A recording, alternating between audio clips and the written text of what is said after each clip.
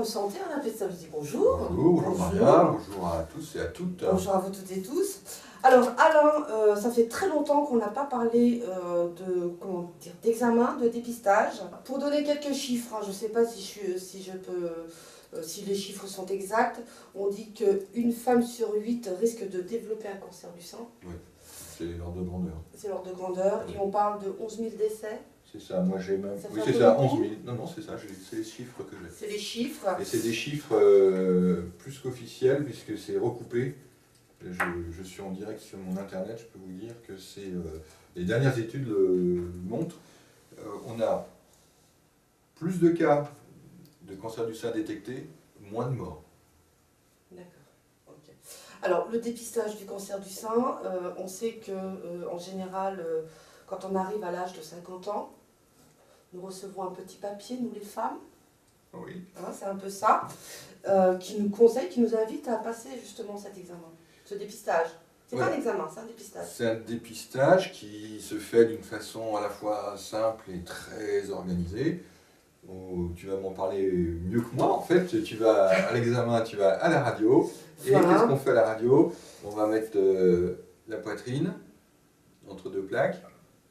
Oui, on met la poitrine entre deux plaques et bon, ça fait mal ou ça fait moins mal, enfin voilà. C'est froid plus que mal. Oui, c'est plutôt froid et là, il y a une radio quoi, en fait. Ouais, tout simplement. Oui, c'est ça dure quoi? 30 secondes. 30 secondes, ouais. Cette radio va être interprétée par deux médecins différents. Deux médecins radiologues différents. Pourquoi? Parce que c'est le protocole, je vous ai dit, c'est à la fois simple et compliqué.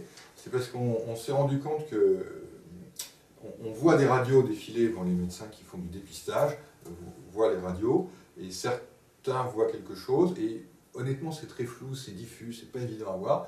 Il est intéressant qu'un autre radiologue le voit. Et aujourd'hui, c'est le protocole. Il y a deux radiologues différents qui vous vérifient la radio, ce qui permet d'augmenter la qualité du dépistage. Vous avez passé une mammographie tous les 2 ans, oui. Donc vous avez ce qu'on appelle le cancer de l'intervalle, c'est-à-dire un intervalle entre une mammographie et une autre mammographie. Ouais. Donc de temps en temps, entre cet intervalle, on a une apparition de quelque chose, une boule comme chez vous, et on va, malgré la mammographie qu'on a fait, on va faire une radio. Là, vous, c'est arrivé à la fin de l'intervalle, c'est-à-dire au bout des 2 ans, vous avez attendu l'invitation des legs, et vous avez fait la mammographie, et donc là on s'est aperçu qu'il y avait quelque chose, et ensuite vous êtes parti dans le circuit. Donc c'est ce cadrage du dépistage qui est intéressant, c'est-à-dire que finalement on fait ça tous les 2 ans, on sait qu'entre 2 ans il peut y avoir quelque chose qui apparaît, comme dans votre cas, mais dans votre cas vous avez attendu jusqu'au bout. Ce qui est toujours intéressant à dire, même pour vos amis, c'est que le dépistage tous les 2 ans, ça permet d'arrêter le tumeur. Mais entre-temps, s'il y a quelque chose, il ne faut pas hésiter à aller voir votre médecin. C'est ce que vous avez fait. Donc après, on fait une radio et on se fait suivre dans un centre qui est un centre anticancéreux ou alors dans Lyon, où il y a également de très bonnes filières. C'est la première cause de mortalité en tant que maladie cancéreuse chez les femmes. C'est le premier cancer des femmes. D'accord. Donc, c'est un élément, ça vaut le coup d'être hyper attentif. Mais aujourd'hui, il y a eu de tels progrès dans le dépistage, donc on arrive à faire plus de cas, détecter plus tôt, que ça permet de limiter les dégâts. Alors moi je dis à une femme, on parle des appréhensions, j'ai peur d'aller faire de mon dépistage parce que j'ai peur d'avoir un cancer. Ouais, mais bon, quand il pleut, on prend un parapluie, c'est pas pour ça qu'on est trempé, quoi, je veux dire. Il y a des, je sais pas si l'image va bien, mais on prend une assurance en allant vérifier ça, tout simple. Bon, puis là, tu parlais des hommes et des femmes. Les hommes, ils vont faire leur coloscopie à partir de 50 ans, ou leurs examens de sel, dans le dépistage et le dépistage des selles. Bon, on a tous des dépistages à faire. Bah, chez la femme, il faut vérifier ça. Voilà. C'est qu'il y a 42 000 nouveaux cas de cancer du sein par an. C'est-à-dire, ça fait quand même beaucoup. C'est énorme. Et là-dessus, quand on dit qu'il y a 11 000 décès, c'est que c'est des décès, souvent c'est des maladies qui évoluent depuis 5 ans, 10 ans, 15 ans. On n'est plus, c'est plus le coup près, vous êtes malade, c'est au revoir. Non, au contraire, on est vraiment sur des traitements qui marchent. Bon, mais par contre, il faut s'en occuper. Aujourd'hui, c'est possible de demander à bénéficier d'un dépistage, même si vous n'êtes pas dans le cadre des 2 ans. Le problème que l'on a, c'est que le dépistage, c'est donc tous les 2 ans à partir de 50 ans. Donc il se discute la possibilité de le passer avant, mais vous vous rendez compte qu'entre 50 ans et 74 ans, ça fait donc tous les 2 ans, ça fait donc presque 25 radios qui sont faites comme ça tous les 2 ans. Donc du coup, c'est quand même un peu important.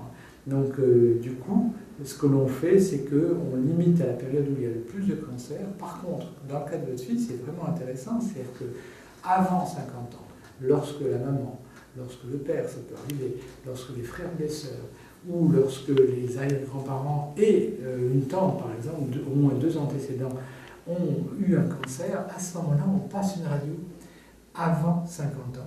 Et en général, 5 à 10 ans avant l'âge où la personne a eu un cancer. Si votre maman, votre grand-mère, votre sœur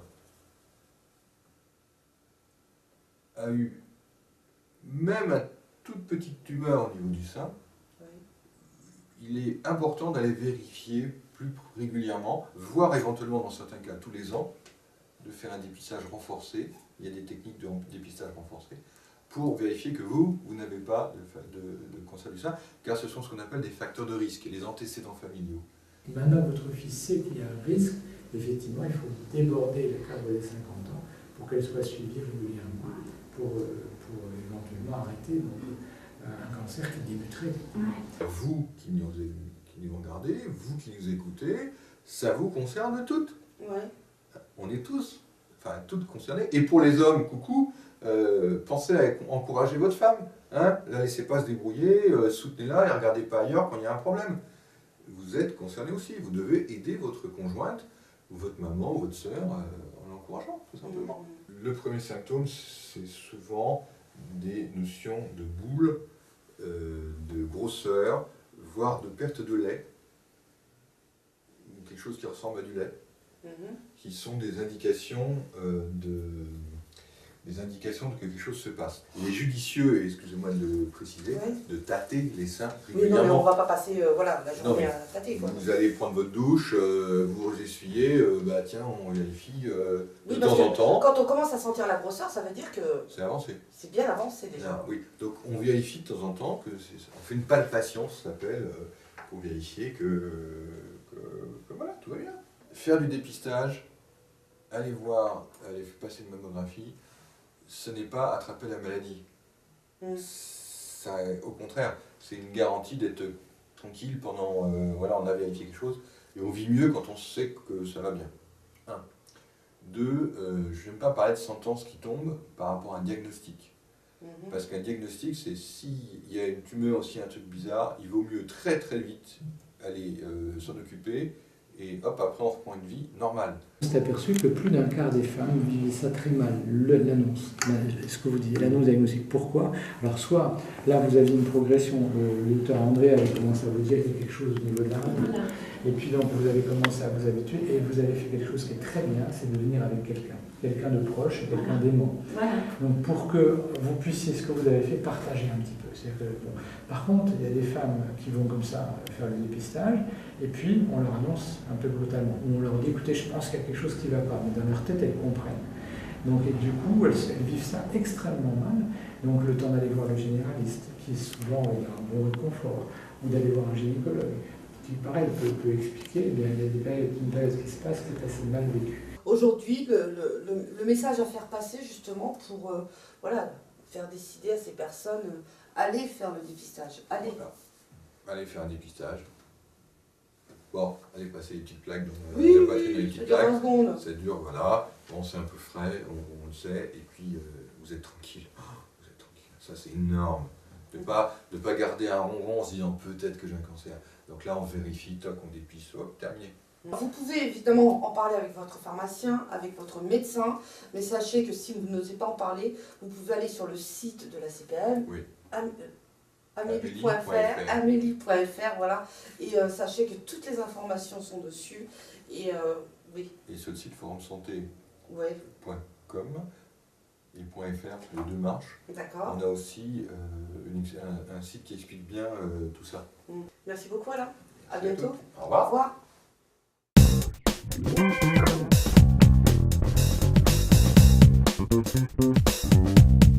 Thank you.